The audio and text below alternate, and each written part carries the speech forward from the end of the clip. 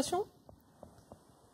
Alors, initiation, hein, pas franchement, parce qu'on a vraiment des professionnels et des grands professionnels avec nous. À mes côtés, David Huet, il vient d'être sacré champion du monde en voile contact à deux. Et sa mission à lui, elle est un peu particulière, c'est le vidéoman. Alors David, ça consiste à quoi, en quoi? Vous avez un casque bien équipé apparemment.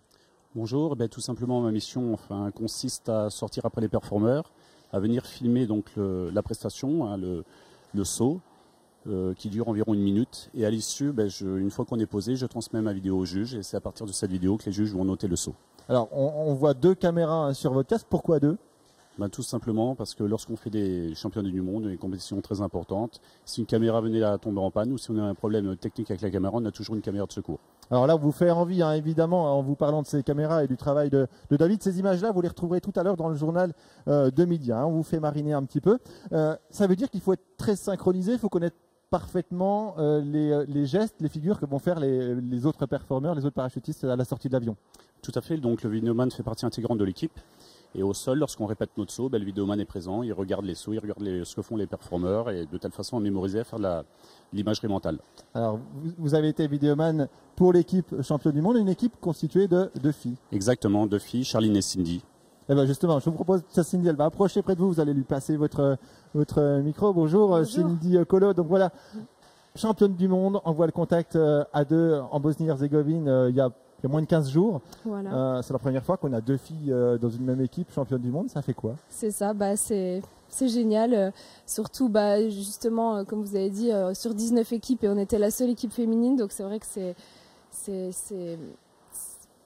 enfin, je sais pas comment dire, c'est grandiose, ouais, c'est vrai que c'est plaisant, ça fait 2 ans qu'on travaille pour ça, on n'était pas sûr d'y arriver et de voir d'y arriver, c'est vrai que c'est génial, quoi. Et quel regard des autres équipes internationales, les autres pays, les garçons, quand ils vous voient arriver, c'est wow, des filles un petit peu macho, on regarde un peu de haut, comment ça s'est passé? Oui, c'est vrai qu'ils sont un petit peu macho au départ, c'est vrai qu'ils nous attendaient pas, en plus ils nous ont connus il y a 2 ans, on n'était pas du tout à ce niveau-là, donc c'est vrai qu'ils s'attendaient pas à ça, et donc c'est vrai qu'un petit peu macho au début, ils nous regardent un petit peu de haut, mais bon, à la fin ça s'est quand même bien fini, ils nous ont félicité, et c'est vrai que voilà, ils sont inclinés.